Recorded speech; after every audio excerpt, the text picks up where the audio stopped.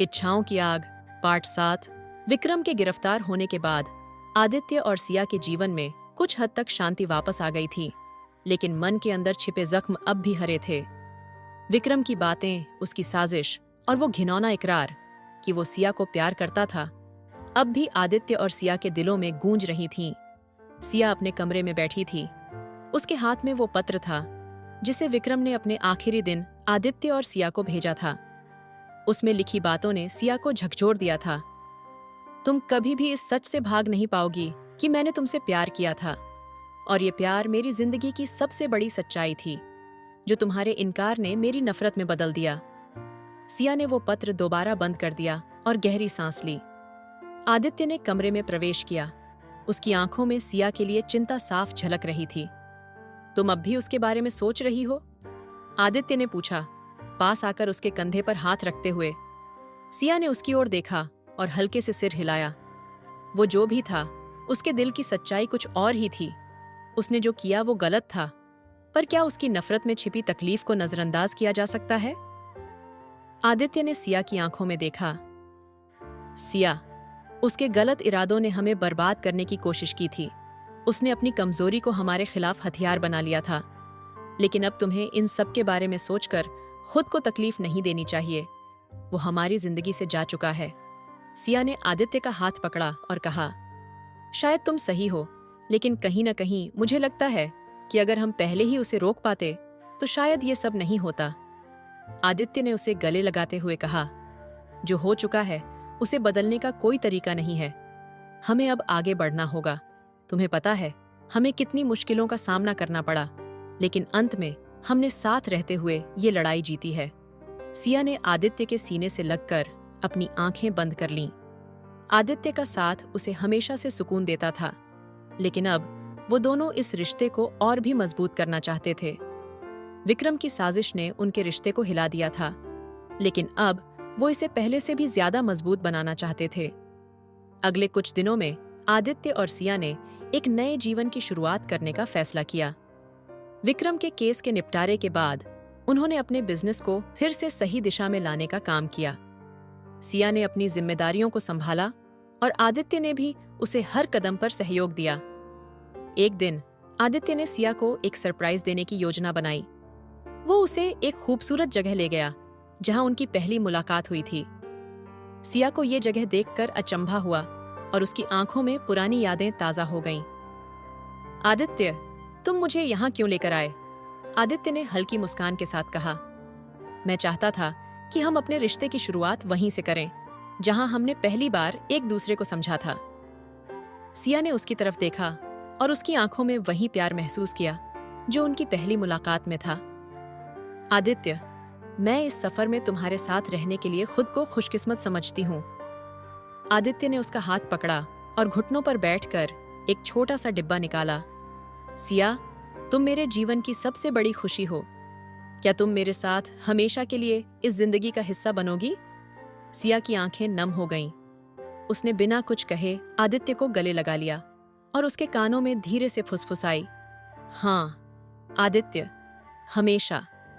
उन दोनों ने एक दूसरे को कसकर पकड़ लिया, मानो अब कभी अलग नहीं होंगे। वो शाम आदित्य और सिया के रिश्ते में एक नई शुरुआत लेकर आई। उनकी जिंदगी अब एक नए मुकाम पर पहुंच चुकी थी। आदित्य के प्रपोजल के बाद दोनों ने एक दूसरे को फिर से वादों में बांध लिया था, लेकिन किस्मत को शायद अभी भी उन्हें पूरी तरह से सुकून में देखना मंजूर नहीं था। अगले दिन जब सिया ऑफिस पहुंची, उसे एक अजीब सा माहौल महसूस हुआ। लोग उसके सामने बातें करने से बच रहे थे और माहौल में एक तरह की बेचैनी थी। सिया सीधे अपने केबिन में गई, जहां उसकी असिस्टेंट पूजा घबराई हुई थी। सिया मैम, आपको कुछ पता चला है? पूजा ने धीमे स्वर में कहा। सिया ने हैरानी से पूछा, क्या हुआ है पूजा? सब इतना तनाव में क्यों हैं?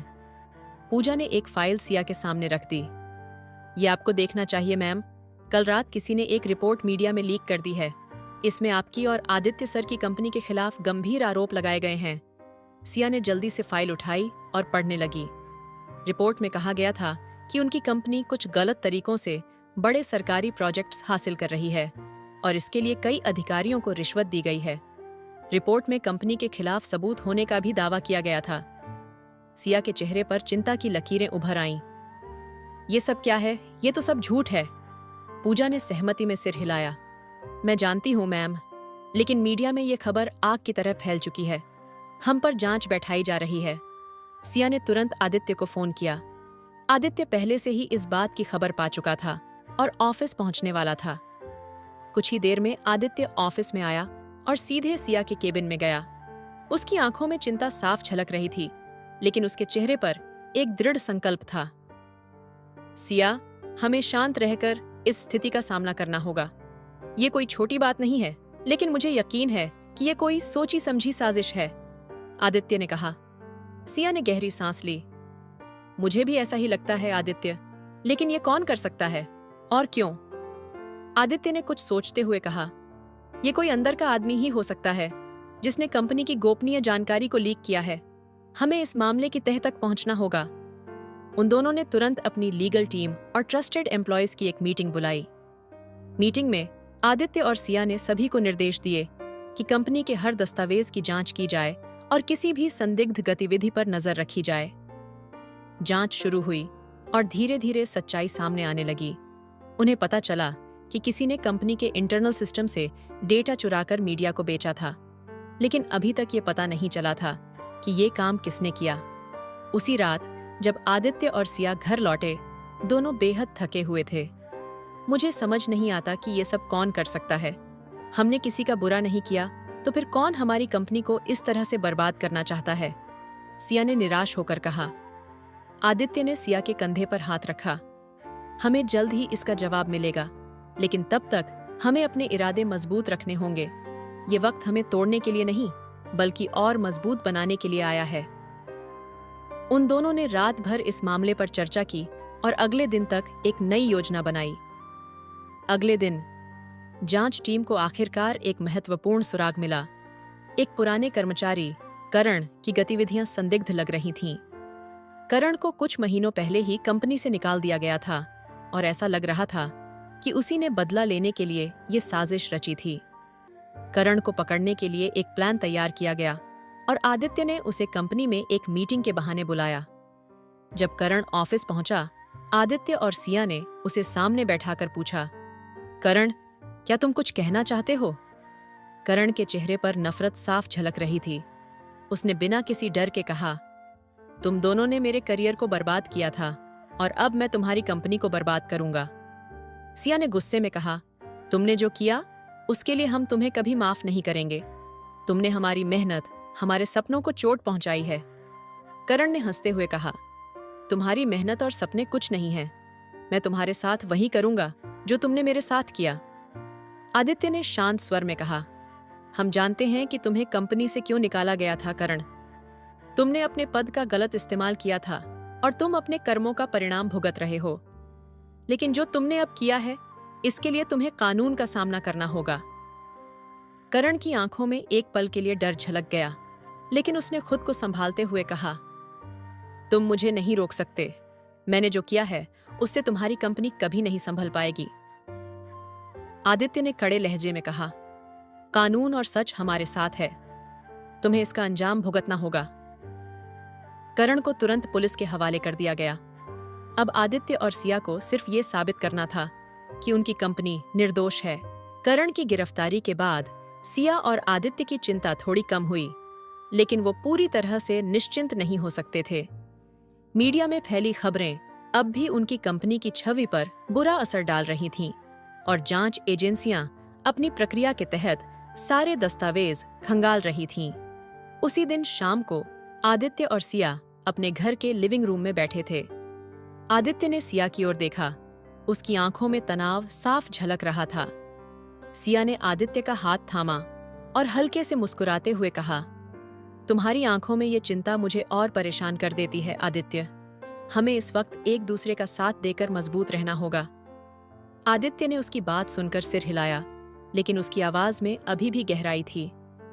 मैं जानता हूं सिया, लेकिन मुझे ये ख्याल सताता है कि इस घटना से हमारी कंपनी को कितनी क्षति पहुंच सकती है।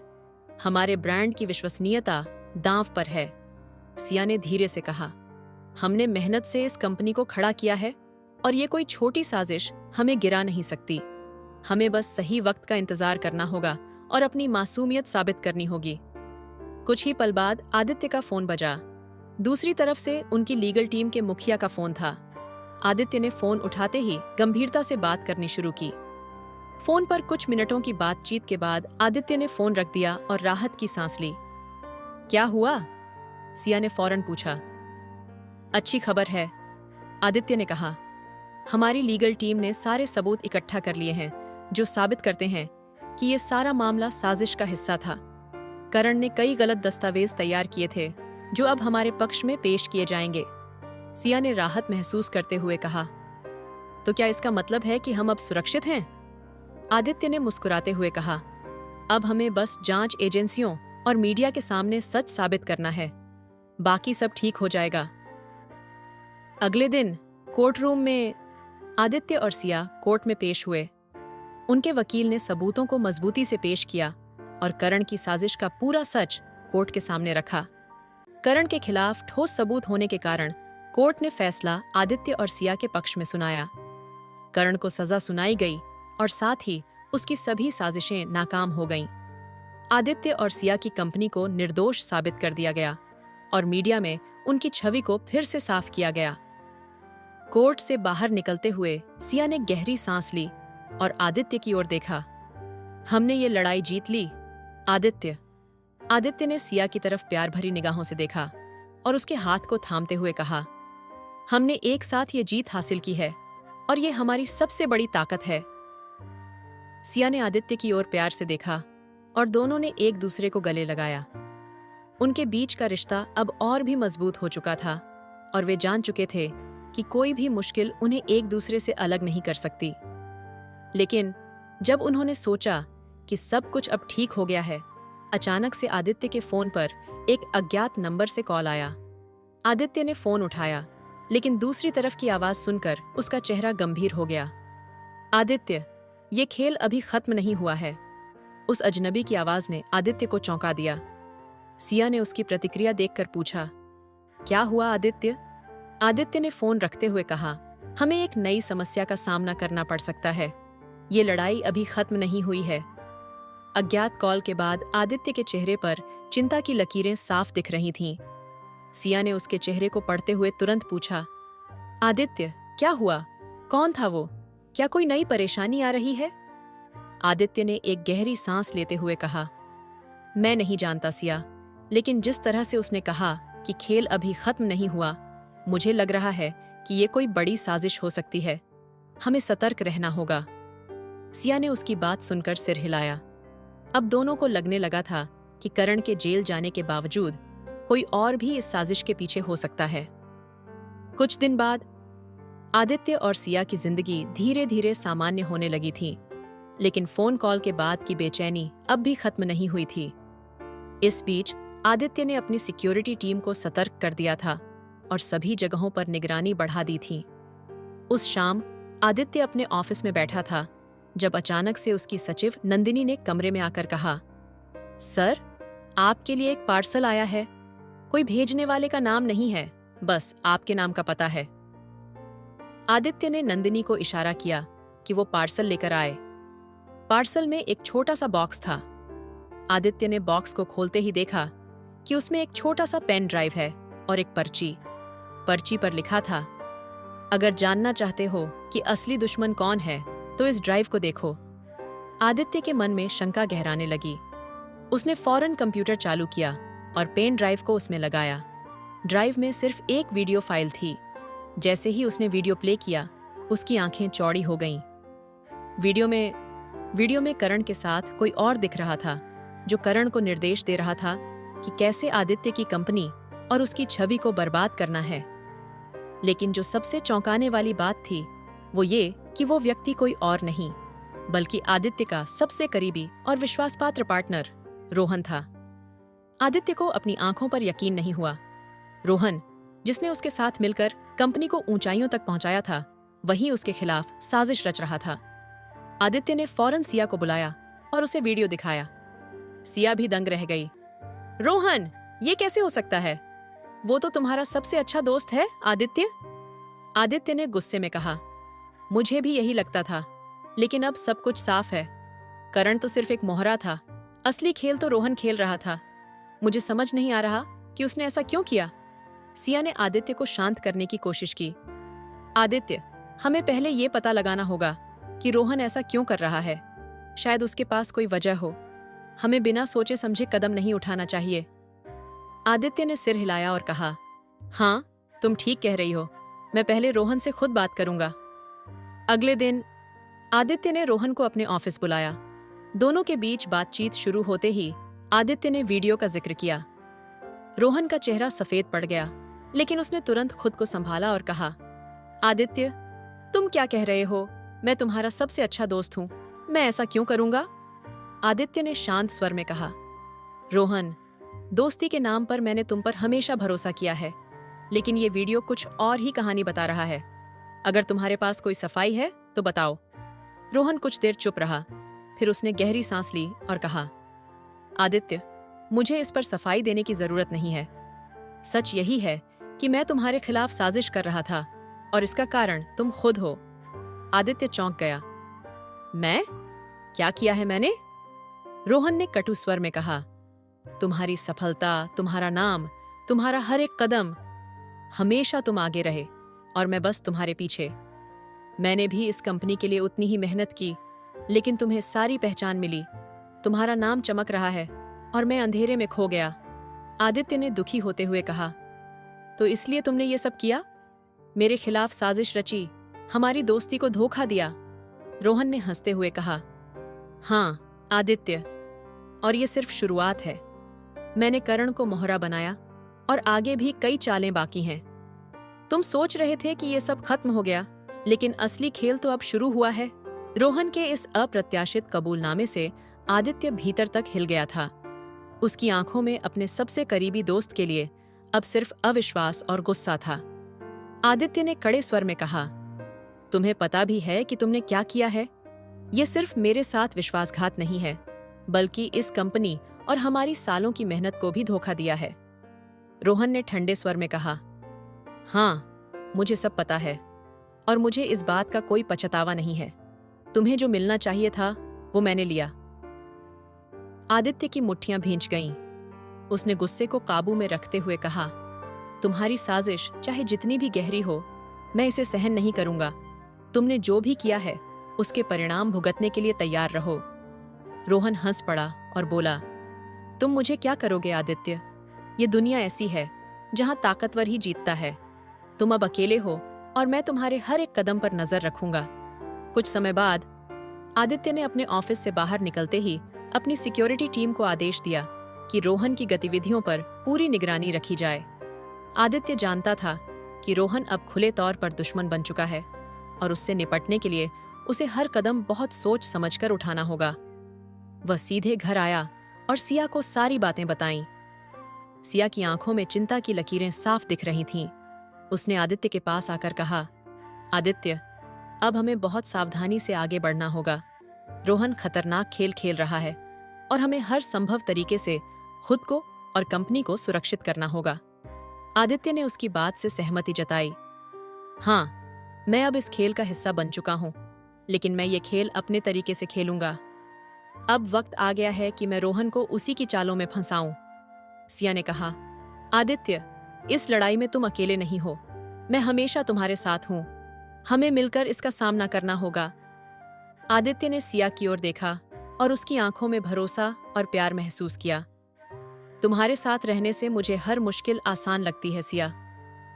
अगली सुबह आदित्य ने अपने वकील को बुलाकर कंपनी के सभी दस्तावेज और अधिकारों की समीक्षा की।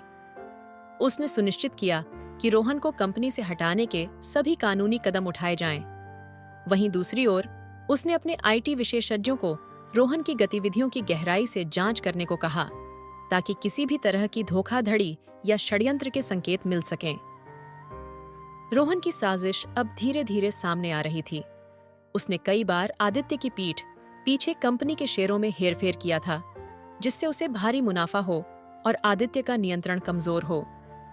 आदित्य ने इस सारी जानकारी को इकट्ठा करके इसे अपने पक्ष में इस्तेमाल करने का फैसला किया। क्लाइमैक्स की तैयारी। अब वक्त आ गया था कि आदित्य अपनी आखिरी चाल चले। उसने रोहन को एक मीटिंग के लिए बुलाया, जिसमें कंपनी के सभी मुख्य अधिकारी और शेयरधारक मौजूद थे। रोहन को अंदाजा नहीं था कि आदित्य ने उसकी सारी साजिशें उजागर कर ली हैं। मीटिंग के बीच आदित्य ने एक दस्तावेज पेश किया, जिसमें रोहन की धोखाधड़ी के सबूत थे। रोहन का चेहरा देखते ही देखते सफेद पड़ गया। उसने खुद को बचाने की कोशिश की, लेकिन सारे सबूत उसके खिलाफ थे। आदित्य ने गंभीर स्वर में कहा, रोहन, तुमने मेरी पीठ पीछे जो खेल खेला वो अब खत्म हो चुका है। अब तुम इस कंपनी का हिस्सा नहीं हो। ये तुम्हारा आखिरी दिन है और तुम्हारे खिलाफ कानूनी कार्रवाई की जाएगी। रोहन ने गुस्से में कहा, तुम मुझे हरा नहीं सकते आदित्य। मैं वापस आऊंगा और इस बार मैं सब कुछ बर्बाद कर दूंगा। आदित्य ने ठंडे स्वर में जवाब दिया, तुम्हें जो करना है करो, लेकिन इस बार मैं तैयार हूं। कहानी जारी रहेगी। आगे की कहानी अगले पार्ट में। अगला पार्ट जल्दी आएगा। कमेंट में जरूर बताएं कि आपको कहानी कैसी लगी। कहानी अच्छी लगी है तो वीडियो को लाइक कीजिए, शेयर कीजिए और हमारे चैनल को सब्सक्राइब करके बेल आइकन को भी दबा लीजिए, ताकि मैं जब भी वीडियो अपलोड करूं आपको वीडियो का नोटिफिकेशन मिल सके। तो चलिए दोस्तों, मिलते हैं नेक्स्ट वीडियो में। तब तक के लिए bye and thanks for watching video.